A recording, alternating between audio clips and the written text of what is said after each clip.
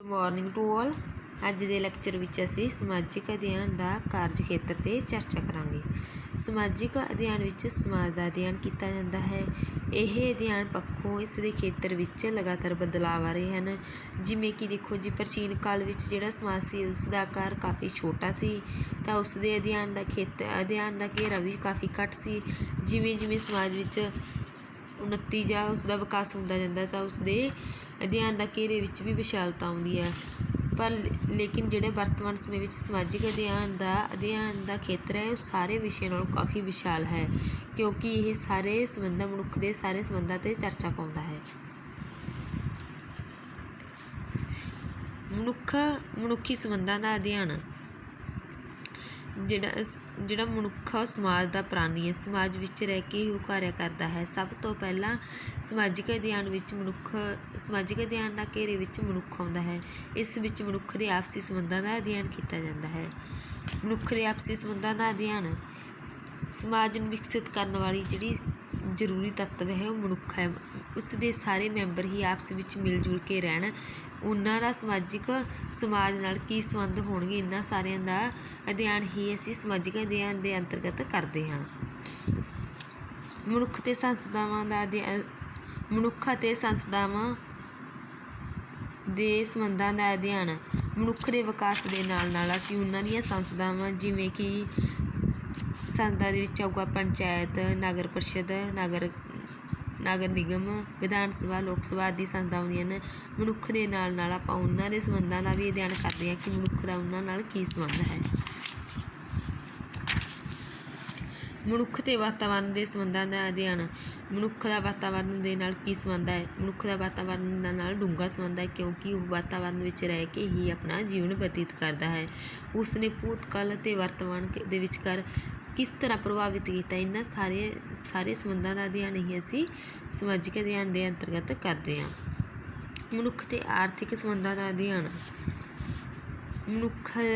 ਮਨੁੱਖ ਅਤੇ ਆਰਥਿਕਤਾ ਦੇ ਵਿਚਾਲੇ ਵੀ ਡੂੰਘਾ ਸੰਬੰਧ ਹੈ, ਕਿਉਂਕਿ ਆਰਥਿਕਤਾ ਹੀ ਮਨੁੱਖੀ ਜੀਵਨ ਵਿੱਚ ਮਹੱਤਵਪੂਰਨ ਭੂਮਿਕਾ ਨਿਭਾਉਂਦੀ ਹੈ। ਇਸ ਵਿੱਚ ਪ੍ਰਤੀ ਵਿਅਕਤੀ ਨੇ ਕੀ ਕਮਾਇਆ, ਕੀ ਉਹਨਾਂ ਨੇ ਆਮਦਨ ਕੀਤੀ, ਕੀ ਉਹਨਾਂ ਦਾ ਵਿਆਹ ਹੋਇਆ, ਰਾਸ਼ਟਰੀ ਆਮਦਨ, ਘਰੇਲੂ ਉਦਯੋਗ ਧੰਦੇ, ਜਿਹੜੇ ਉਹਨਾਂ ਦੇ ਆਮ ਪਰਸਨਲ ਉਦਯੋਗ ਧੰਦੇ ਨੇ ਉਹਨਾਂ ਤੋਂ ਕੀ ਆਮਦਨ ਹੁੰਦੀ ਹੈ, ਇਹਨਾਂ ਸਾਰਿਆਂ ਦਾ ਅਧਿਐਨ ਕਰਨਾ ਹੀ ਸਮਾਜਿਕ ਅਧਿਐਨ ਦੇ ਅੰਤਰਗਤ ਆਉਂਦਾ ਹੈ। ਇਹ ਸਾਰਾ ਕੁਝ ਸਮਾਜਿਕ ਅਧਿਐਨ ਦੇ ਖੇਤਰ ਵਿੱਚ ਆਉਂਦਾ ਹੈ। ਮਨੁੱਖ ਅਤੇ ਸੰਸਾਰ। ਮਨੁੱਖ ਦਾ ਸਮਾਜ ਦੇ ਨਾਲ ਨਾਲ ਸੰਸਾਰ ਨਾਲ ਵੀ ਮਹੱਤਵਪੂਰਨ ਸੰਬੰਧ ਹੈ, ਕਿਉਂਕਿ ਕੋਈ ਵੀ ਘਟਨਾ ਘਟਦੀ ਹੈ ਤਾਂ ਉਹ ਸਭ ਤੋਂ ਪਹਿਲਾਂ ਉਸ ਦਾ ਪ੍ਰਭਾਵ ਮਨੁੱਖ 'ਤੇ ਪੈਂਦਾ ਹੈ। ਆਰਥਿਕ ਸਮੱਸਿਆ ਦੇ ਨਾਲ ਨਾਲ ਜਿਵੇਂ ਨਸਲਵਾਦ, ਦਹਿਸ਼ਤਵਾਦ ਆਦਿ ਸਮਾਜ ਦਾ ਜਾਂ ਦੇਸ਼ ਲਈ ਇੱਕ ਗੰਭੀਰ ਸਮੱਸਿਆ ਬਣਿਆ ਹੋਇਆ ਹੈ। ਇਸ ਦਾ ਸੰਬੰਧ ਮਨੁੱਖ ਨਾਲ ਵੀ ਹੈ। ਇਸ ਨੂੰ ਸਮਾਜਿਕ ਅਧਿਐਨ ਵਿੱਚ ਸ਼ਾਮਿਲ ਕੀਤਾ ਗਿਆ ਹੈ। ਸਮਾਜ ਦਾ ਅਧਿਐਨ।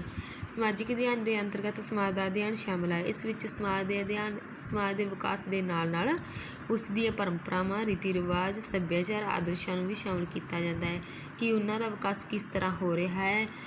ਸਭ ਤੋਂ ਪਹਿਲਾਂ ਜੋ ਬੱਚਾ ਹੈ ਪਰਿਵਾਰ ਵਿੱਚ ਆਉਂਦਾ ਹੈ। ਪਰਿਵਾਰ ਤੋਂ ਹੀ ਉਹ ਸਭ ਤੋਂ ਪਹਿਲਾਂ ਪਰਿਵਾਰ ਦੇ ਸੰਪਰਕ ਵਿੱਚ ਆ ਕੇ ਹੀ ਉਸ ਤੋਂ ਸਿੱਖਦਾ ਹੈ, ਕੁਛ ਵੀ ਸਿੱਖਦਾ ਹੈ। ਉਸ ਤੋਂ ਬਾਅਦ ਵह ਆਪਣੇ ਪਰਿਵਾਰ, ਸਕੂਲ, ਆਂਢ ਗੁਆਂਢ ਆਦਿ ਤੋਂ ਵੀ ਸਿੱਖਦਾ ਹੈ। ਇਹ ਸਾਰੀਆਂ ਸੰਸਥਾਵਾਂ ਸਮਾਜ ਦੇ ਅੰਤਰਗਤ ਆਉਂਦੀਆਂ ਨੇ। ਇਹਨਾਂ ਸਾਰੀਆਂ ਸੰਸਥਾਵਾਂ ਦਾ ਅਧਿਐਨ ਵੀ ਸਮਾਜ ਦੇ ਅੰਤਰਗਤ ਹੀ ਕੀਤਾ ਜਾਂਦਾ ਹੈ। ਕਾਰਨ ਜਾਂ ਪ੍ਰਭਾਵਾਂ ਦੇ ਸੰਬੰਧਾਂ ਦਾ ਅਧਿਐਨ। ਕੋਈ ਵੀ ਘਟਨਾ ਆਪਣੇ ਆਪ ਨਹੀਂ ਹੁੰਦੀ, ਕਿਸੇ ਵੀ ਘਟਨਾ ਦੇ ਪਿੱਛੇ ਕੋਈ ਨਾ ਕੋਈ ਕਾਰਨ ਹੁੰਦਾ ਹੈ। ਇਹਨਾਂ ਘਟਨਾਵਾਂ ਦਾ ਕਾਰਨ ਨੂੰ ਜਾਣਨ ਦਾ ਜਿਹੜਾ ਕੰਮ ਹੈ ਸਮਾਜਿਕ ਅਧਿਐਨ ਕਰਦਾ ਹੈ ਕਿ ਇਹ ਘਟਨਾ ਕਿਸ ਕਾਰਨ ਹੋਈ, ਤਾਂ ਇਸ ਦਾ ਕੀ ਪ੍ਰਭਾਵ ਪਿਆ, ਇਸ ਦਾ ਅੱਗੇ ਭਵਿੱਖ 'ਤੇ ਵੀ ਕੀ ਪ੍ਰਭਾਵ ਪਊਗਾ। ਇਹਨਾਂ ਸਾਰੀਆਂ ਘਟਨਾਵਾਂ ਦਾ ਅਧਿਐਨ ਕਰਨਾ ਹੀ ਸਮਾਜਿਕ ਅਧਿਐਨ ਦੇ ਅੰਤਰਗਤ ਆਉਂਦਾ ਹੈ। ਵਿਗਿਆਨ ਦਾ ਵਿਵਹਾਰਿਕ ਅਧਿਐਨ। ਸਮਾਜਿਕ ਅਧਿਐਨ ਦੇ ਨਾਲ ਨਾਲ ਵਿਗਿਆਨ ਔਰ ਟੈਕਨੋਲੋਜੀ ਨੇ ਵੀ ਕਾਫੀ ਉੱਨਤੀ ਕੀਤੀ ਹੈ। ਇਸ ਦਾ ਸਾਡੇ ਸਮਾਜ ਉੱਤੇ ਬਹੁਤ ਗਹਿਰਾ ਅਸਰ ਹੋਇਆ ਹੈ, ਕਿਉਂਕਿ ਅੱਜ ਕੱਲ੍ਹ ਦਾ ਜੀਵਨ ਹੈ ਬਹੁਤ ਸੁਖਦਾਈ ਹੋ ਗਿਆ ਹੈ। ਪਹਿਲਾਂ ਪ੍ਰਾਚੀਨ ਕਾਲ ਵਿੱਚ ਜਿਹੜਾ ਸਮਾਜ ਹੁੰਦਾ ਸੀ ਉਸ ਦੇ ਵਿੱਚ ਕਾਫੀ ਦਿੱਕਤ ਜਾਂ ਮੁਸ਼ਕਲਾਂ ਆਉਂਦੀਆਂ ਸੀ, ਲੇਕਿਨ ਅੱਜ ਵਿਗਿਆਨ ਨੇ ਸਾਡੇ ਲਈ ਬਹੁਤ ਵਧੀਆ ਕੰਮ ਕੀਤੇ ਹਨ। ਅੱਜ ਅਸੀਂ ਆਪਣਾ ਸਾਰੇ ਕੰਮ ਵਿਗਿਆਨ ਦੇ ਆਧਾਰ 'ਤੇ ਕਰਦੇ ਹਾਂ। ਉਹਨਾਂ ਨੇ ਸਾਨੂੰ ਭੌਤਿਕ ਅਤੇ ਸਾਹਿਤ ਦੀਆਂ ਵੀ ਕਾਫੀ ਸਹੂਲਤਾਂ ਦਿੱਤੀਆਂ ਹਨ, ਜਿਸ ਕਾਰਨ ਸਾਨੂੰ ਇਹਨਾਂ ਦਾ ਅਧਿਐਨ ਕਰਨਾ ਵੀ ਜ਼ਰੂਰੀ ਹੁੰਦਾ ਹੈ। ਕੋਮਲ ਕਲਾਵਾਂ ਦਾ ਵਿਵਹਾਰਿਕ ਅਧਿਐਨ। ਇਹਨਾਂ ਕੋਮਲ ਕਲਾਵਾਂ ਵਿੱਚ ਇਹਨਾਂ ਦੇ ਅਧਿਐਨ ਵਿੱਚ ਜਿਵੇਂ ਗ੍ਰਾਫ, ਨਕਸ਼ੇ, ਚਾਰਟ, ਚਿੱਤਰ ਆਦਿ ਆਉਂਦੇ ਹਨ। ਇਹਨਾਂ ਚਿੱਤਰਾਂ ਜਾਂ ਗ੍ਰਾਫ ਰਾਹੀਂ ਅਸੀਂ ਪਿਛਲੀ ਭਵਿੱਖ ਦੀ ਵੀ ਭੂਤਕਾਲ ਦੀ ਵੀ ਜਾਣਕਾਰੀ ਪ੍ਰਾਪਤ ਕਰ ਸਕਦੇ ਹਾਂ। ਇਸ ਨਾਲ ਅਸੀਂ ਸਮਾਜ ਵਿੱਚ ਦੇਖ ਸਕਦੇ ਹਾਂ ਵੀ ਕਿਹੋ ਜਿਹਾ ਪਿੱਛੇ ਕੀ ਹੋ ਰਿਹਾ ਸੀ, ਅਤੇ ਅੱਗੇ ਬਾਰੇ ਵੀ ਚਿੱਤਰ ਬਣਾ ਕੇ ਅੱਗੇ ਬਾਰੇ ਵੀ ਅਸੀਂ ਜਾਣਕਾਰੀ ਪ੍ਰਾਪਤ ਕਰ ਸਕਦੇ ਹਾਂ। ਚੱਲਤ ਮਾਮਲਿਆਂ ਦਾ ਅਧਿਐਨ। ਚੱਲਤ ਮਾਮਲੇ ਹੁੰਦੇ ਹਨ, ਇਹਨਾਂ ਦਾ ਸੰਬੰਧ ਵਰਤਮਾਨ ਨਾਲ ਹੁੰਦਾ ਹੈ।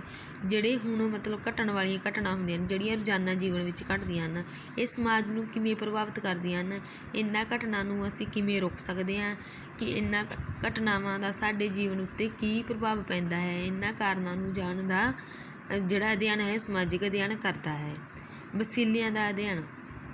ਇਸ ਵਿੱਚ ਆ ਜਾਣਗੇ ਜੀ ਸੋਰਸ, ਜਿਵੇਂ ਸਰੋਤਾਂ ਦਾ ਅਧਿਐਨ। ਇਹ 2 ਪ੍ਰਕਾਰ ਦੇ ਹੁੰਦੇ ਹਨ, ਜਿਵੇਂ ਦੇਖੋ ਜੀ ਕੁਦਰਤੀ ਔਰ ਗੈਰ ਕੁਦਰਤੀ।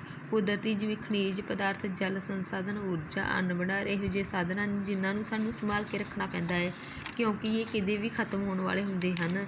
ਇਹ ਸਾਡੇ ਕੁਦਰਤੀ ਸਾਧਨਾਂ ਦੇ ਵਿਚਕਾਰ ਆਉਂਦੇ ਹਨ। ਗੈਰ ਕੁਦਰਤੀ ਦੇ ਵਿੱਚ ਜਿਵੇਂ ਅਸੀਂ ਆਪਣੀ ਬਣਾਈਆਂ ਹੋਈਆਂ ਚੀਜ਼ਾਂ ਹੁੰਦੀਆਂ ਹਨ, ਜਿਵੇਂ ਕੁਛ ਵੀ ਲਗਾ ਲਓ, ਜਿਹੜੀਆਂ ਆਪਣੇ ਅਸੀਂ ਕਦੋਂ ਵੀ ਬਣਾ ਸਕਦੇ ਹਾਂ, ਲੇਕਿਨ ਇਹਨਾਂ ਦੀ ਵਰਤੋਂ ਵੀ ਸਾਨੂੰ ਧਿਆਨ ਨਾਲ ਕਰਨੀ ਪੈਂਦੀ ਹੈ।